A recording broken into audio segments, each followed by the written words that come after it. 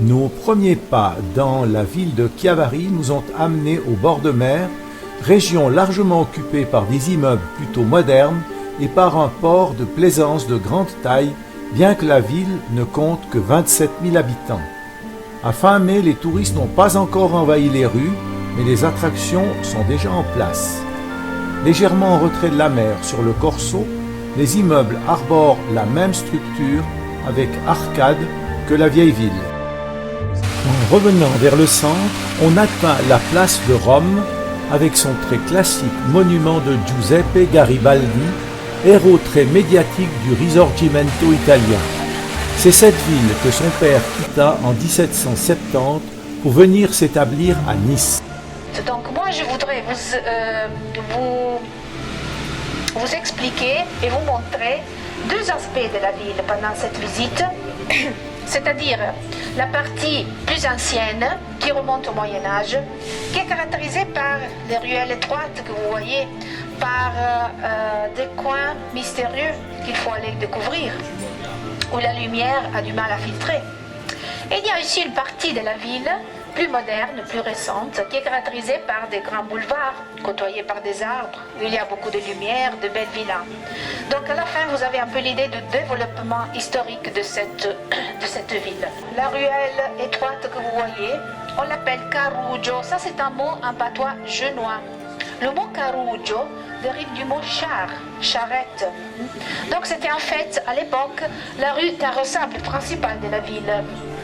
À présent, c'est exactement le contraire, c'est la zone piétonne. Sauf le matin, il y a quelques véhicules qui passent car il y a les livraisons, mais l'après-midi, c'est complètement fermé au trafic. Et d'habitude, quand on parle de Carruggio, on se réfère au centre de la ville. Donc, si vous arrivez n'importe où, dans une ville ou un village de la côte de la Ligurie, et vous connaissez peut-être pas le nom véritable de la rue qui se trouve au centre, si vous demandez tout simplement où se trouve le Carruggio, vous êtes sûr que vous arrivez au centre.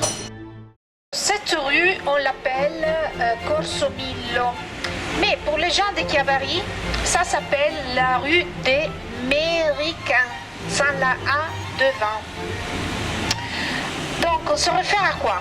On se réfère à la grande époque de l'émigration qui a commencé à partir de la deuxième moitié du 19e siècle et qui a vu beaucoup de gens partir d'ici pour aller chercher fortune ailleurs. En particulier, d'ici sont partis beaucoup de familles pour se rendre vers le sud de l'Amérique, Chili, Pérou, Argentine.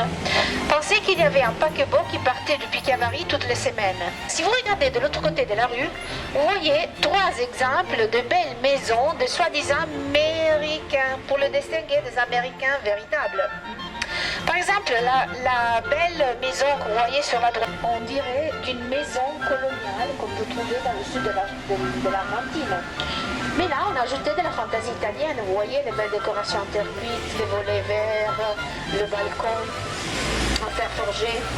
L'autre encore, elle a une allure un peu plus parisienne. Car le propriétaire, quand il est rentré des Amériques, il a eu la possibilité de visiter Paris. C'est la place de la cathédrale. La cathédrale, c'est le grand bâtiment que vous voyez là-bas, avec ses grandes colonnes en marbre blanc. La cathédrale ici, elle a une dédication un peu particulière, un peu drôle. Elle est dédiée à Notre-Dame du Potager. Je vous expliquerai pourquoi. En tout cas, la cathédrale existe depuis la fin du XVIe siècle et la façade que vous voyez, par contre, elle est plus récente par rapport à la construction de la cathédrale. Elle a été bâtie après un épisode qu'on raconte sur cette inscription en marbre, en mémoire du miracle des hirondelles. Le 25 août 1835, la population de Chiavari, guidée par Saint-Antoine Maria Gianelli, qui était le prêtre de la petite église à côté de l'hôtel où vous logez, à l'œuvre de ce platin, a pleuré pour l'intercession de la Vierge du Potager pour qu'elle puisse préserver la ville du choléra. Si on regarde le bâtiment de l'extérieur, avec cet aspect néoclassique, on ne s'aspect pas de trouver ça à l'intérieur. Et ce que vous voyez, c'est du baroque. Du baroque peut-être, à mon avis, un peu trop surchargé, mais en tout cas, il y a toutes les caractéristiques du baroque. Vraiment beaucoup de marbre. Il y a du marbre partout. Et le marbre que vous voyez, en particulier, le marbre qui va de nuances du blanc au gris, c'est du marbre qui vient de Carrara. Carrara n'est pas loin d'ici. On expliquera demain comment on faisait pour transporter le marbre. Mais si vous regardez sur toutes les chapelles, vous voyez des autres sortes de marbre. Il y a du marbre rose qui venait de la France, du jaune qui venait de la région toscane. Statue de Jean-Paul II en l'honneur de sa visite dans la ville. Nous allons maintenant nous plonger dans le Moyen-Âge. On se trouve idéalement déjà à l'intérieur des remparts.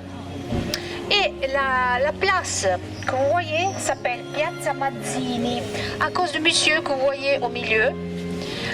On trouve souvent les statues de Giuseppe Mazzini et Giuseppe Garibaldi dans le Place d'Italie, car eux, ils étaient les deux protagonistes du mouvement politique appelé Risorgimento, qui a amené l'Italie à l'unification. Mais les gens de Chiavari, qui changent toujours le nom des places et des rues, appellent cette place la place des choux-fleurs, à cause du marché aux fruits et aux légumes qui se tient tous les matins. Était autrefois la citadelle. Qu'est-ce que c'est la citadelle? C'était un peu le centre de pouvoir civil, militaire, politique et aussi religieux de la ville quand la cathédrale n'existait pas encore. On l'a restaurée au début du XXe et c'était un artiste ou un architecte qui venait de Sienne qui a fait les travaux de restauration. Et lui, il a pensé d'utiliser cette pierre blanche qui n'a rien à faire avec la Ligurie, c'est du travertin. Le travertin, c'est une pierre typique de la Toscane, de Rome. On le trouve par exemple dans le Colisée à Rome. Lui, il voulait, disons, rejoindre cet aspect de Moyen-Âge, donc il a réussi son but, mais en fait, la pierre n'a rien à faire avec l'eau. Par contre, il y a des détails sur la façade qui nous aident à comprendre mieux l'origine du nom Chiavari. Alors, regardez, au-dessus de chaque fenêtre du cheminée, il y a un emblème représenté. Est-ce que vous arrivez à voir qu'est-ce qu'on a représenté sur cette image? Voilà, c'est 3 tours, donc c'est le château qui se trouve en haut de la colline, l'ancien château de Chiavari. Et en bas du château, qu'est-ce qu'il y a? La clé, voilà. Ça, c'est l'explication du nom Chiavari. Chiavari dérive de chiave. Chiave, ça veut dire clé. Pourquoi clé? Je vous disais, Chiavari a été fondée par la République maritime de Gênes et la position de Chiavari, Chiavari se trouve sur une plaine qui était considérée stratégique par Gênes. C'était une plaine de laquelle on pouvait rejoindre 3 vallées, la vallée de Gênes, la vallée de Parma, Piacenza, la vallée de la plaine Padane. Donc c'était la clé des vallées. Donc pour la position stratégique, elle a été appelée la clé des vallées. C'est quelle la pierre typique de la Ligurie, vous savez? Non, c'est pas le marbre, c'est l'ardoise. L'ardoise, c'est la pierre noire que vous voyez ici. Les premières carrières d'ardoise se trouvaient pas loin d'ici. L'ardoise est une pierre sédimentaire qui s'est formée il y a des millions d'années au fond de la mer grâce à des dépôts de sable qui se sont cimentés ensemble. Et puis avec le mouvement de la terre, le tremblement de terre, etc., maintenant on retrouve les carrières d'ardoise évidemment sur les collines. Sculpter l'ardoise n'est pas évident car travailler avec toutes ces couches qui sont très très dures est très difficile. Par exemple, ici vous avez des portails qui remontent au XVe siècle, ils sont entre les plus vieux de la ville. Et c'est pas seulement une question d'œuvres d'art, mais c'est aussi des décorations qui nous disent quelque chose en plus des maisons et de l'organisation de la maison du Moyen-Âge à l'intérieur. Par exemple, si vous regardez ici, il y a l'entrée de la maison. D'habitude, au-dessus de l'entrée de la maison, on représentait des saints qui devaient protéger la famille. Vous voyez ici, il y a la Vierge à son enfant, il y a Saint Antoine, Saint François d'Assise, Saint Bernardin, etc. Les petits anges qui transportent quoi? Des raisins, voilà, vers le pressoir central. Donc peut-être qu'ici, il y avait la cave de la maison. Le détail qui nous intéresse se trouve là-haut. C'est quoi ça? Voilà, c'est un forgeron. Donc peut-être qu'ici, il y avait l'écurie de la maison. Vous voyez, donc si vous regardez tout simplement les détails, vous pouvez comprendre des choses en plus. À l'époque, vous savez que la nourriture était bien différente par rapport à aujourd'hui, surtout pour ce qui concernait la viande. La viande, c'était quelque chose qui pouvait se permettre que les riches. Mais ici à Chiavari, il y avait une tradition un peu différente. Regardez qu'est-ce qu'il y a de l'autre côté de la rue. C'est quoi ça? Cette tradition, c'est une triperie, c'est la dernière de la ville. Chiavari se trouve, je vous disais, dans une plaine, entre deux rivières. On verra les rivières. Et donc, il y a toujours eu le problème des inondations, de l'eau qui monte de la rivière. Et pour se protéger, déjà au début de l'histoire de cette ville, on avait commencé à bâtir les maisons. Imaginez-vous une sorte de palafite, donc 4 piliers sur lesquels se trouvait une pièce rudimentale. Ça servait pour isoler. Voilà, comme à Venise, plus ou moins. Quand la ville de Gênes, la République de Gênes a fondé Chiavari, elle a gardé évidemment ce modèle de maisons surélevées en créant des arcades. Donc les arcades servaient pour isoler la maison.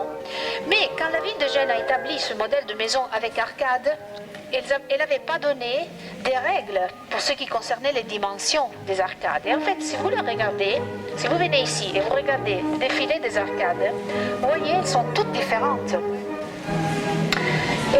Et ça nous donne donc un autre indice. Donc, par rapport à la dimension des arcades, vous comprenez la dimension des propriétés. On a vu le quartier habité autrefois par les gens du peuple. Par contre, ici, on est plus près du château qui se trouve juste ici derrière sur la colline. Et donc ici se concentraient les familles plus riches, les nobles. Et si vous regardez par exemple le bâtiment là-bas, vous voyez comme effectivement on baptisait à l'époque. Vous voyez cette bichromie créée par l'alternance du marbre blanc et de l'ardoise était typique du style génois.